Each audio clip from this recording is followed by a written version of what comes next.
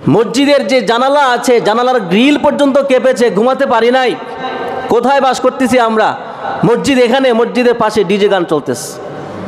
আপনারা কোথায় আছেন? গতকাল যিনি এই কাজ করেছেন আমি জানি না কে করেছেন, তবে আমি বলছি আপনি অনেক বড় অন্যায় কাজ করেছেন। আপনি অনেক বড় অন্যায় কাজ করেছেন। হাজার হাজার মানুষের বদদোয়া আপনি নিয়েছেন। আমরা দোয়া করি আল্লাহ পাক যেন মানুষের বদদোয়া থেকে আপনার বিবাহের মতো যে একটা পবিত্র বন্ধন, এই বন্ধনকে যেন আল্লাহ পাক ছিন্ন না করে। সবাই বলেন আমিন। আমি জিজ্ঞাসা করলাম যে এটা কিসের আয়োজন? বললো এটা বিবাহের আয়োজন। বললাম দাওয়াত কি দেওয়া হয়েছে? বললো হ্যাঁ দেওয়া হয়েছে। আমি বললাম এই দাওয়াত আমি ক্যান্সেল করলাম, এই দাওয়াতে আমি যাব না। আপনাদেরকে সাক্ষী রেখে বলছি, এমন গুনাহপূর্ণ বিবাহের দাওয়াতে আপনারা কেউ আমাকে দাওয়াত করবেন না। ঠিক আছে তো ইনশাআল্লাহ? মানুষকে বলি ডিজে পার্টি কইরা আরেকজনকে কষ্ট দেওয়া হারাম, মানুষ এটা বেশি করে করতেছে। মানুষকে বলি 31st নাইট পালন করা হারাম, মানুষ আরও বেশি করে অহংকার প্রদর্শন করে মানুষ আরও বেশি করে ডিজে পার্টি করতেছে। তাদের কথাই আল্লাহ পাক বলছেন সূরা লোকমানের 8 নম্বর আয়াত, যে সমাজ নষ্ট হবে আমি থাকতে এটা হতে দেব না।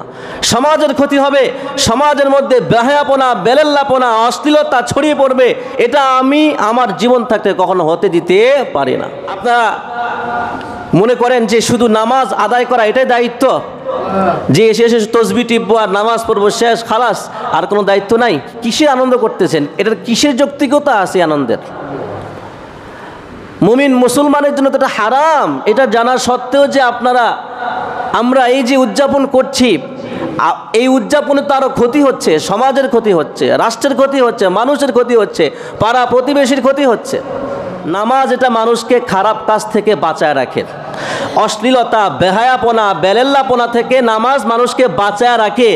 এখন যদি কেউ নামাজও পড়ে আবার বেহায়াপনাও করে, বুঝতে হবে তার নামাজ আল্লাহর কাছে কবুল হচ্ছে না, তার নামাজ আল্লাহর কাছে গ্রহণযোগ্য হচ্ছে না। একটু ভাবতে হবে যে আল্লাহ পাক বলছে নামাজ অন্যায় কাজ থেকে বাঁচায় রাখে, আমি নামাজও পড়তেছি আবার অন্যায় কাজ করতেছি, মানুষকে কষ্ট দিচ্ছি, সমাজকে ধ্বংসের দিকে ঠেলে দিচ্ছি, আমার নামাজ আল্লাহর কাছে কবুল হচ্ছে না। মনের ব্যথা থেকে কথাগুলো বলছি, আপনারা কষ্ট পায়েন না, আপনারা কষ্ট নিয়েন না। মুহতারাম হাজরিন, আজকে ডিসেম্বর মাসের কত তারিখ? 27 তারিখ। 2024 শেষ হতে চলেছে। আগামী মঙ্গলবার 31 ডিসেম্বর তথা 31st নাইট। আমরা গত সপ্তাহে 31st নাইট নিয়ে আলোচনা শুনেছিলাম। বলেন তো 31st নাইট পালন করা জায়েজ আছে? কথা বলেন, আপনারা পালন করবেন? আল্লাহ পাক আমাদেরকে এই যে না আমরা সবাই উচ্চারণ করেছি এই যে পবিত্র মসজিদে ঘরে, আল্লাহ পাক আমাদেরকে এই নায়ের উপর আমল করার তৌফিক দান করুন, বলুন আমিন।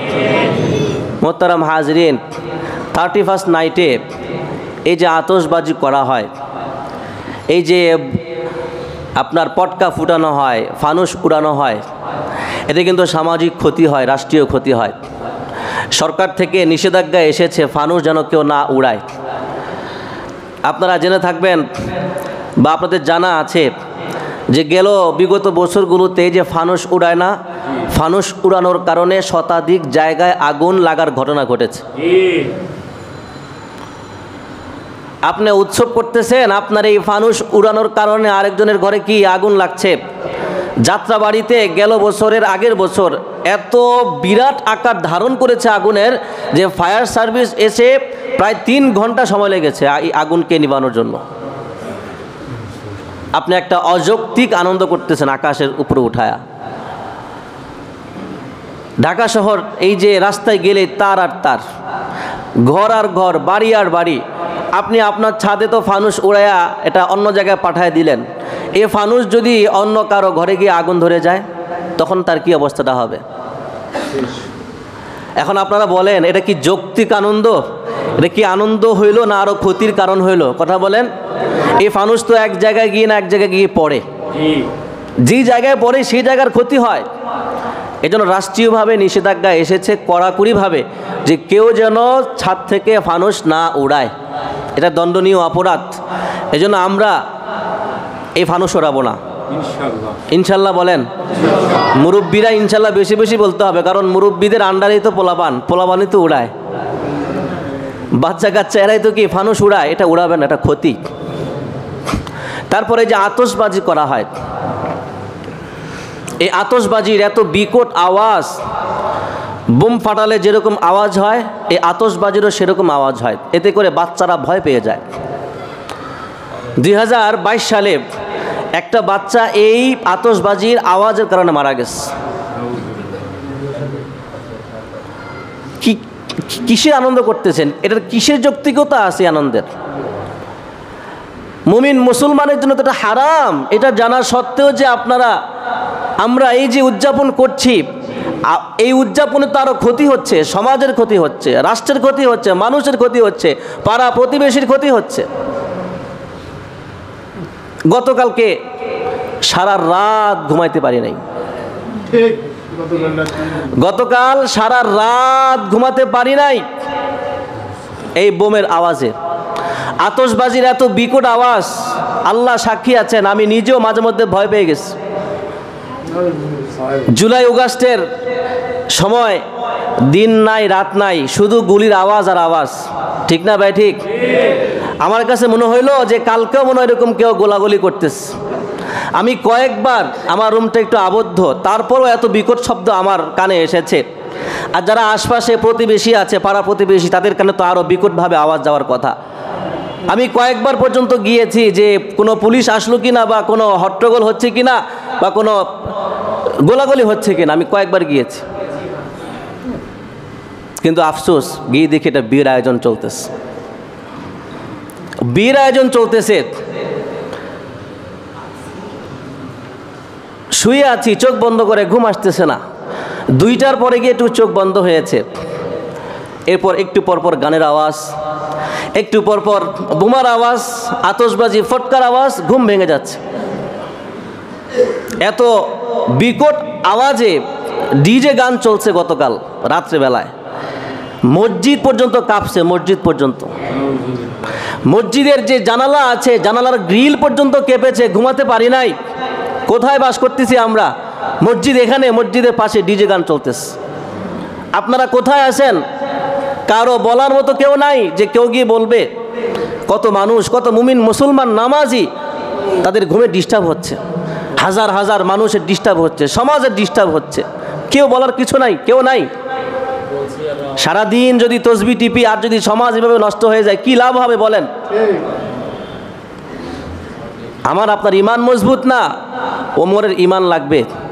আবু বকর রাদিয়াল্লাহু তাআলা আনহুর মতো একজন নরম মানুষ, বিনয়ী মানুষ, ভদ্র সদ্য মানুষ, ওনার খেলাফতকালে যখন একদল লোক জাকাত অস্বীকার করলো, জাকাত দেব না আমরা, তখন উনি রেগে গিয়ে বললেন, তেলে বেগুনে আগুনের মতো জ্বলে উঠে বললেন, আয়াং কসুদ্দিন ওয়ান হাই, যে আমি আবু বকর বেঁচে থাকতে দিনের কোনো ক্ষতি হবে এটা আমি কখনো হতে দিতে পারি না।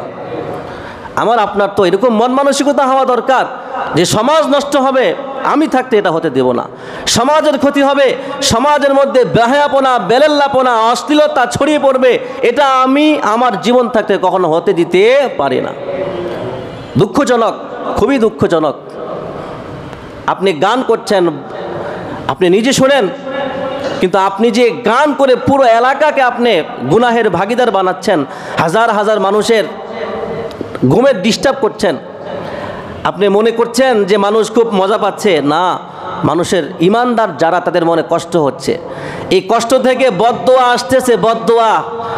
এত সুন্দর আয়োজন করে একটা স্বামী স্ত্রী, দুইজন স্বামী স্ত্রী হবে, মধুর একটা সম্পর্ক হবে, দুনিয়ার সবচাইতে দামি সম্পর্ক হবে। আপনারা এটাকে গানের মাধ্যমে মুমিনদের মনের মধ্যে কষ্ট দেওয়ার মাধ্যমে তাদের থেকে যে বদদোয়া নিচ্ছেন, আল্লাহ না করুন এই বদদোয়ার উসিলা যদি ওই সংসারটা না টিকে, ওই বদদোয়ায় যদি সংসারটা ধ্বংস হয়ে যায়, এর দায়ভার কে নেবে? খুব ভয় পেয়ে গিয়েছিলাম, আশ্চর্য হয়ে গিয়েছিলাম গতকাল রাত। মানুষকে কোরআন হাদিস একদম সামনে রেখে আয়নার মতো মানুষকে দেখানো হয়, দেখেন ভাই এটা হারাম, এটা করেন না। যদি করতে চায় আপনি একা একা করেন, অন্যের ডিস্টার্ব আপনি করেন না। না, মানুষ এটাই বেশি করে করবে। মানুষকে বলি যে গান শোনা হারাম, মানুষ আরও বেশি করে গান শুনতেছে। মানুষকে বলি ডিজে পার্টি কইরা আরেকজনকে কষ্ট দেওয়া হারাম, মানুষ এটা বেশি করে করতেছে। মানুষকে বলি 31st নাইট পালন করা হারাম, মানুষ আরও বেশি করে অহংকার প্রদর্শন করে মানুষ আরও বেশি করে ডিজে পার্টি করতেছে। তাদের কথাই আল্লাহ পাক বলছেন সূরা লুকমানের 8 নম্বর আয়াত, আল্লাহ পাক বলছেন ওয়া ইযা তুতলা আলাইহি আয়াতুনা ওয়াল্লা মুস্তাকবিরা কাআল্লাম ইয়াসমাহা কাআন্না ফি উযুনাইহি ওয়াকরা। এই লোকদের কথাই বলতেছে যাদেরকে কোরআন হাদিসের কথা বলার পরেও অন্যায় লিপ্ত হয়।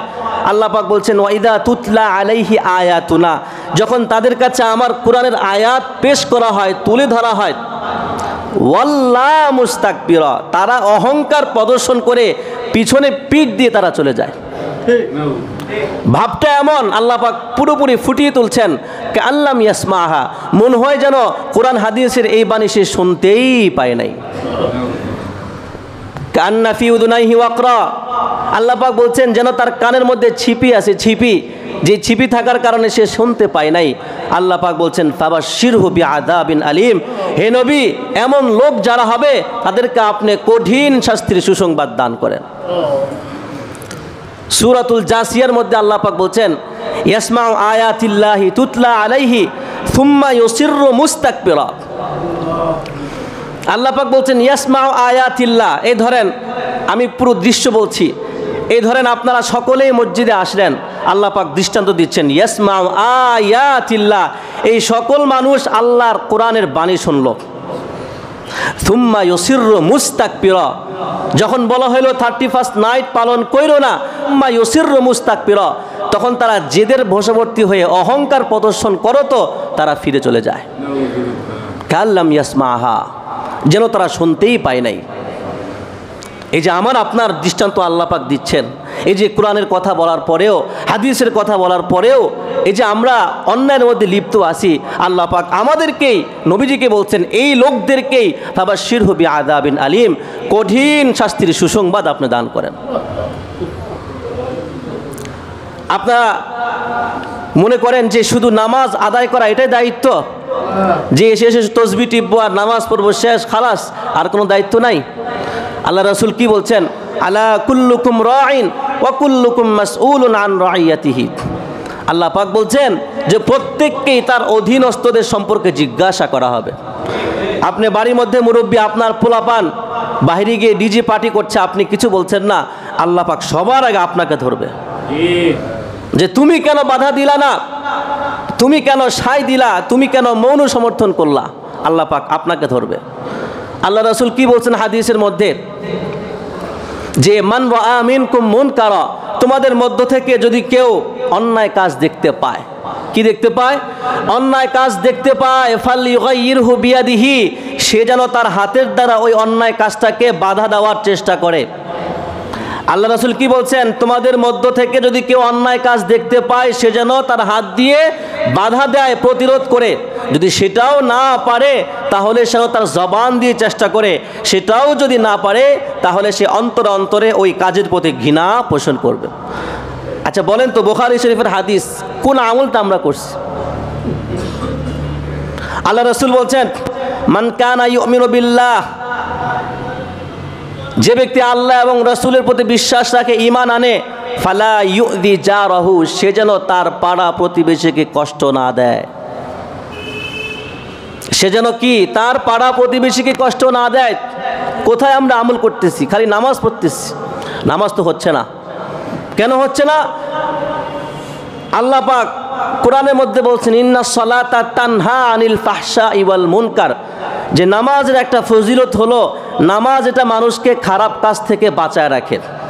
অশ্লীলতা, বেহায়াপনা, বেলেল্লাপনা থেকে নামাজ মানুষকে বাঁচায় রাখে। এখন যদি কেউ নামাজও পড়ে আবার বেহায়াপনাও করে, বুঝতে হবে তার নামাজ আল্লাহর কাছে কবুল হচ্ছে না, তার নামাজ আল্লাহর কাছে গ্রহণযোগ্য হচ্ছে না। একটু ভাবতে হবে যে আল্লাহ পাক বলছে নামাজ অন্যায় কাজ থেকে বাঁচায় রাখে, আমি নামাজও পড়তেছি আবার অন্যায় কাজ করতেছি, মানুষকে কষ্ট দিচ্ছি, সমাজকে ধ্বংসের দিকে ঠেলে দিচ্ছি, আমার নামাজ আল্লাহর কাছে কবুল হচ্ছে না। এই নামাজ পড়ে কোনো লাভ নাই। বড় আফসোসের বিষয়, এত এত মানুষ থাকা সত্ত্বেও সারা রাত গান চলছে, অথচ সুশীলরা বলে, যখন আমাদের ইসলামিক মাহফিল করা হয়, ওয়াজ মাহফিল করা হয়, যে শব্দ দূষণ হয়, ঘুমাতে কষ্ট হয়, কত কিছু হয়। আচ্ছা আপনারা বলেন তো, ইসলাহি মাহফিল, ওয়াজ মাহফিল কি সারা রাত হয়? সর্বোচ্চ গেলে 12টা, এরপরে কি আর হয়? হয় না। তাও দিনের কথা বলতেছে, তাও এটার কোনো বিকট আওয়াজ না, এটা শুনলে সওয়াব আছে। কোরআনের কথা বলা হয়, হাদিসের কথা বলা হয়, কষ্ট করে শুনলেও কি আছে? সওয়াব আছে। আর এই যে এটা সারা রাত ডিজে পার্টি করা হইল, সারা রাত ডিজে পার্টি করা হইল, কোনো পদক্ষেপ নাই। মোহতারাম হাজরিন, এইভাবে সমাজ সংস্কার হবে না, এভাবে সমাজ ঠিক হবে না। এর জন্য সবার আল্লাহর কাছে হিসাব দিতে হবে, সবাইকে আল্লাহর সামনে এর জবাবদিহিতার কাঠগড়ায় দাঁড়াতে হবে। তখন আপনি কি বলবেন? গতকাল যিনি এই কাজ করেছেন, আমি জানি না কে করেছেন, তবে আমি বলছি আপনি অনেক বড় অন্যায় কাজ করেছেন। আপনি অনেক বড় অন্যায় কাজ করেছেন। আপনি অনেক বড় অন্যায় কাজ করেছেন। হাজার হাজার মানুষের বদদোয়া আপনি নিয়েছেন। আমরা দোয়া করি আল্লাহ পাক যেন মানুষের বদদোয়া থেকে আপনার এই যে বিবাহের মতো যে একটা পবিত্র বন্ধন, এই বন্ধনকে যেন আল্লাহ পাক ছিন্ন না করে। সবাই বলেন আমিন। মোহতারাম হাজরিন, এরকম ডিজে পার্টি করবেন না। যদি গুনাহ করতে মন চায় একা করবেন, যদি ডিজে পার্টি করতে মন চায় এমন আওয়াজে ডিজে পার্টি করবেন যে পাড়া প্রতিবেশীর যেন কোনো কি না হয়, কষ্ট না হয়। আর প্রথম কথা হচ্ছে, আমাদের ইমানই দায়িত্ব হলো সমাজের মধ্যে যদি কোনো অন্যায় হয় গিয়ে কী করা? প্রতিরোধ করা। কেউ এই কাজটা করে নাই। বড় আশ্চর্যের বিষয়, কত দিনদার মানুষ, কত নামাজি মানুষ, খুব খারাপ লেগেছে। মনের ব্যথা থেকে কথাগুলো বলছি, আপনারা কষ্ট পায়েন না, আপনারা কষ্ট নিয়েন না। মসজিদের পাশে এটা আরো বড় আশ্চর্যের। আমিও ঘুমাতে পারি নাই, মুয়াজ্জিন সাহেব উনিও ঘুমাতে পারে নাই। জিজ্ঞাসা করেন, সকালে ফজরের নামাজের পর মুয়াজ্জিন সাহেব বলল, হুজুর রাত্রিবেলা এত বিকট আওয়াজ, গ্রিল সহ কাঁপছে, আমি ঘুমাইতে পারি নাই। পর আমি জিজ্ঞাসা করলাম যে এটা কিসের আয়োজন? বললো এটা বিবাহের আয়োজন। বললাম দাওয়াত কি দেওয়া হয়েছে? বললো হ্যাঁ দেওয়া হয়েছে। আমি বললাম এই দাওয়াত আমি ক্যান্সেল করলাম, এই দাওয়াতে আমি যাব না, আপনাদেরকে সাক্ষী রেখে বলছি। এমন গুনাহপূর্ণ বিবাহের দাওয়াতে আপনারা কেউ আমাকে দাওয়াত করবেন না, ঠিক আছে তো ইনশাআল্লাহ? যদি এরকম কোথাও গুনাহের পরিবেশে বিবাহ অনুষ্ঠান হয়, সেই বিবাহে আমি যাব না। এটা আপনাদেরকে জানাই দিলাম, আপনারা মনে কষ্ট পেতেও পারেন। মোহতারাম হাজরিন, আমি যখন এখানে নামাজ পড়াই প্রথমেই বলেছি যে আমাকে আপনাদের হেল্প করতে হবে। আমি এখানে আসছি মানুষের ঈমান আমল ঠিক করার জন্য, আখলাক ঠিক করার জন্য, সমাজ ঠিক করার জন্য। আমি একা পারবো? আমার কি সেই শক্তি আছে, সেই দৌড় আছে? নাই। আপনাদের হেল্প করতে হবে।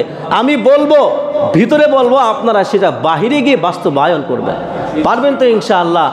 আল্লাহ পাক আমাদের সকলকে এই অন্যায় প্রতিরোধে শক্তিশালীভাবে এটাকে প্রতিরোধ করার তৌফিক আমাদের সকলকে আল্লাহ পাক দান করুন। সবাই বলুন আমিন।